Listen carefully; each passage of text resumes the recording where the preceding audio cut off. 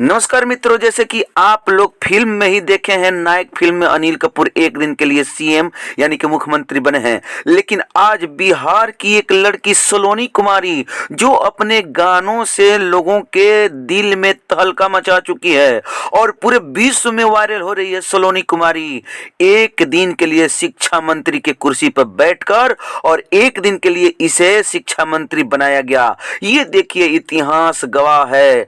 आज एक इतिहास में एक और नाम जुड़ गया सलोनी कुमारी का, जो मात्र एक दिन के लिए शिक्षा मंत्री बनी।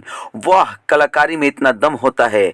देखिए, पूरे दुनिया में वायरल हो रही है गर्ल, जो ये लड़की है सलोनी कुमारी, बिहार के एक दिन के लिए शिक्षा मंत्री बनाई गई।